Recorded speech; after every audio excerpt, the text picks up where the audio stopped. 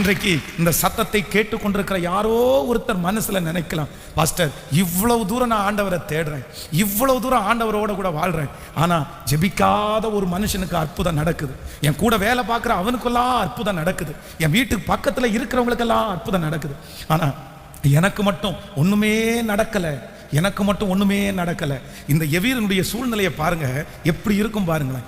ஆனா சட்டப்படி நடக்கணும்னா யாருக்கு தான் ஃபர்ஸ்ட் நடக்கணும்? கேட்கல. ஃபர்ஸ்ட் ஆண்டவரை தேடினது யாரு? எவீரு. ஆண்டவருடைய பாதத்துல முதல்ல விழுந்தது யாரு? இந்த அம்மாவாவது அற்புதம் பெற்றுக்கொண்டதற்கு பிற்பாடு கர்த்தருடைய காலில் விழுந்தாங்க. ஆனா இந்த எவீரு ஜெபம் பண்ண வரும்போதே கர்த்தருடைய பாதத்துல கேட்கல. ஆவிக்குரிய வாழ்க்கையிலே பின்தங்கின, ஸ்லோவா வந்த, எல்லாத்தையும் இழந்துட்டு கடைசியில ஆண்டவரை ட்ரை பண்ணின அந்த அம்மாவுக்கு தன்னுடைய கண்ணு முன்னாடி அற்புதம் நடக்குது. தனக்கு முன்னாடி அவங்க சாட்சி சொல்றாங்க,